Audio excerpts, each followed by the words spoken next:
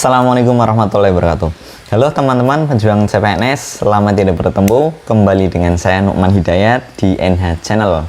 Apa kabar kalian semua? Semoga hari ini kalian dalam keadaan sehat walafiat dan semoga juga dalam keadaan bahagia. Oke, untuk video kali ini saya akan membahas mengenai soal HOTS terkait permutasi siklik. Jadi kaitannya dengan soal duduk melingkar. Jadi temanya masih tentang pembahasan soal-soal TU CPNS. Baik teman-teman, kita mulai saja dengan soal yang pertama. Baik, soal yang pertama, 4 orang masinis dan 3 orang kondektur berencana makan malam di suatu restoran. Mereka memilih tempat duduk yang mengelilingi meja bundar. Jika kondektur harus selalu duduk berdampingan, berapa banyak susunan duduk yang berbeda yang dapat disusun? Oke, berarti artinya mereka duduk di kursi yang mengelilingi meja bundar. Bisa dikatakan berarti ini adalah soal duduk melingkar. Oke, lihat di sini ada syaratnya.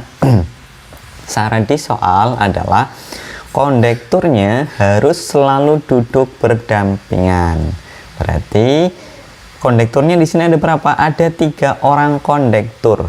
Maka karena syarat tadi adalah kondekturnya harus selalu duduk berdampingan, kita hitungnya 3 orang ini sama saja 1. Oke, karena harus selalu duduk berdampingan.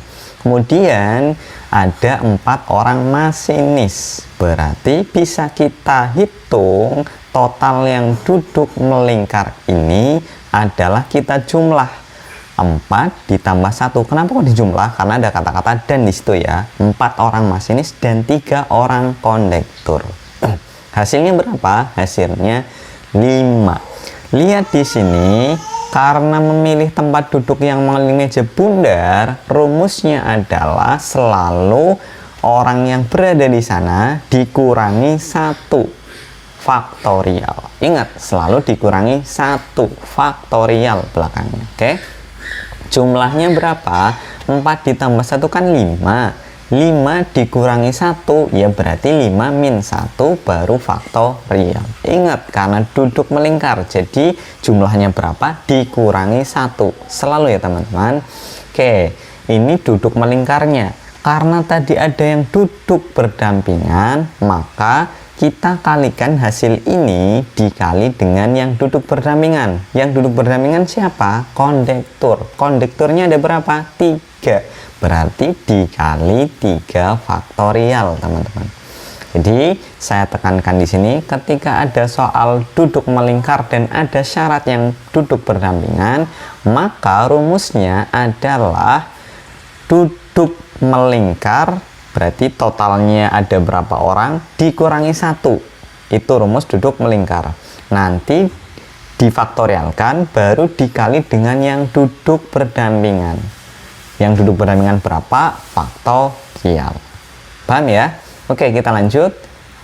5 min 1 faktorial 4 faktorial. 3 faktorial berapa teman-teman? 6. Nah, di sini penting juga teman-teman, saya sarankan teman-teman semua menghafalkan nilai-nilai faktorial. Cukup sampai 7 faktorial saja enggak apa-apa teman-teman. Jadi 2 faktorial itu berapa, 3 faktorial itu berapa, sampai 7 faktorial saya sarankan teman-teman menghafal supaya proses pengerjaannya nanti bisa lebih cepat.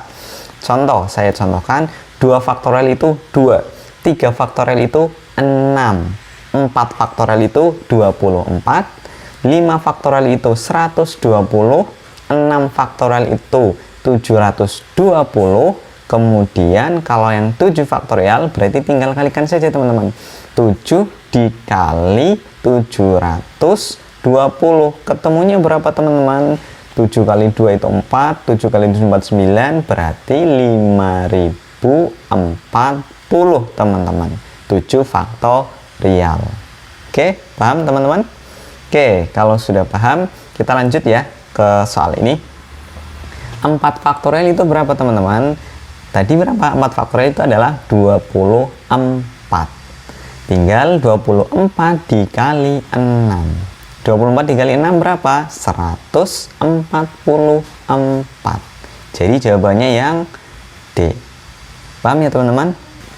Baik, soal yang kedua.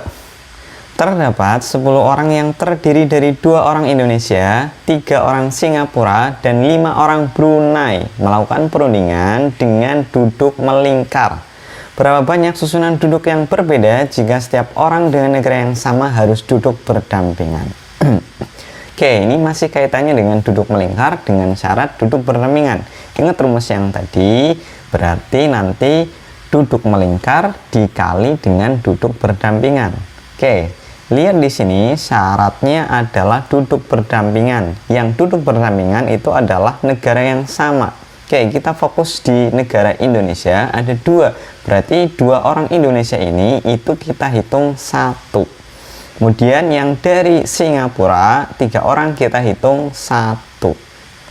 Yang dari Brunei 5 orang kita hitung 1. Kenapa kok kita hitung 1? Ya karena tadi syaratnya adalah negara yang sama itu selalu duduk yang berdampingan. Oke. Nah, nanti yang kita hitung satu-satu ini kita jumlahkan. Oke. Karena duduk melingkar, jadi jumlahnya berapa selalu dikurangi 1. Kenapa kok dijumlah? Karena kan di sini terdiri dari orang Indonesia dan Singapura dan Brunei. Kalau ada kata-kata dan berarti ditambah.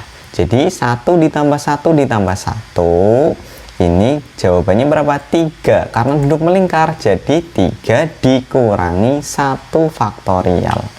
Ingat, karena ada yang duduk berdampingan berarti dikali dengan yang duduk berdampingan. Yang duduk berdampingan ada Indonesia. Berarti Indonesianya ada berapa? 2 faktorial. Kemudian yang duduk berdampingan lagi siapa? Orang Singapura. Singapuranya ada berapa? Orang Singapuranya ada berapa? 3. Berarti 3 faktorial. Kemudian yang dari Brunei itu ada berapa orang? 5. Berarti 5 faktorial. Tinggal dikali semua nantinya teman-teman. 3 kurangi 1 faktorial berapa? 2 faktorial. 2 faktorial ketemunya 2. 3 faktorial ketemunya adalah 6. Paham ya maksudnya faktorial teman-teman? Jadi faktorial itu maksudnya adalah perkalian yang nilai angkanya selalu menurun. Menurunnya 1, 1, 1 sampai terakhir angka 1.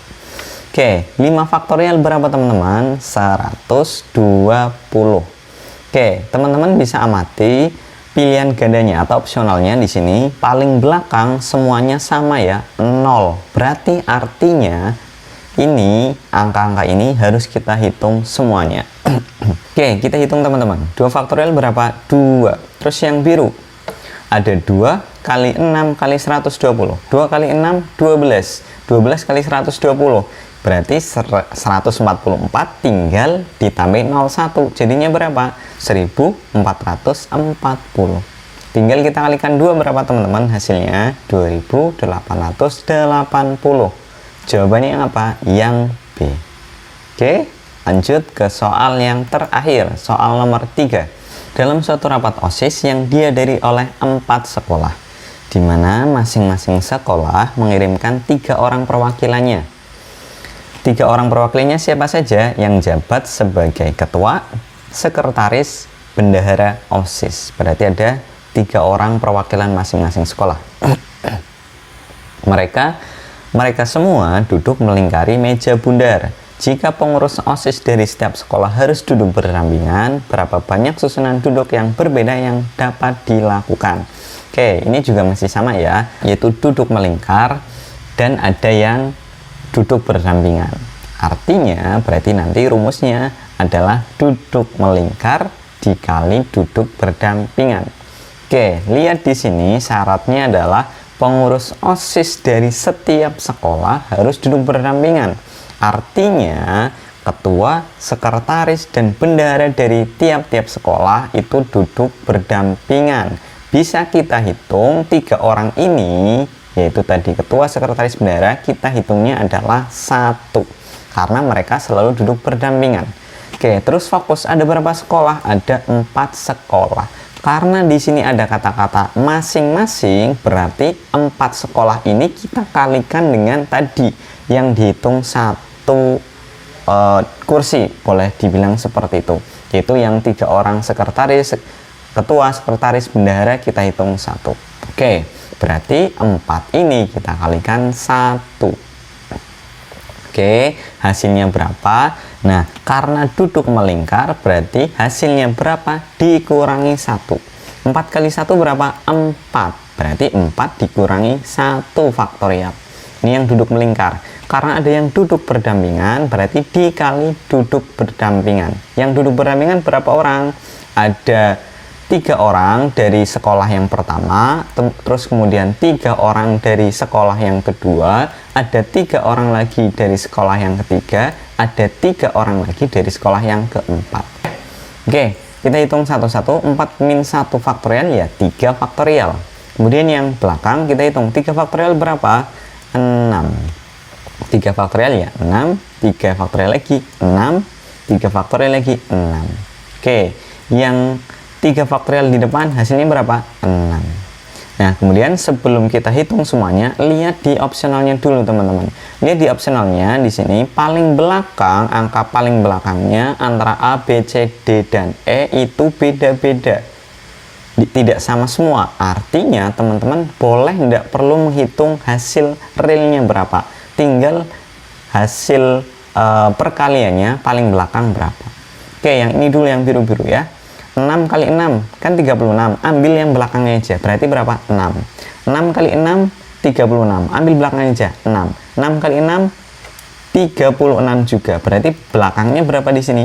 6. Baru dikalikan lagi dengan yang depan ini. 6 kali 6 36, berarti belakangnya berapa? 6. Yang belakangnya 6 adalah jawaban yang C. Paham ya teman-teman? Jadi teman-teman juga harus jeli melihat opsionalnya. Ketika tidak sama semua, peluangnya adalah teman-teman tidak usah mencari hasil kali realnya, cukup lihat nilai paling belakangnya berapa supaya lebih cepat dalam menemukan jawabannya. Oke teman-teman, untuk latihan teman-teman silahkan boleh dikerjakan latihan soal ini. Nanti jawabannya berapa silahkan tulis di kolom komentar soal ini sebagai bahan evaluasi apakah teman-teman memang benar-benar sudah paham dengan apa yang tadi dijelaskan atau tidak.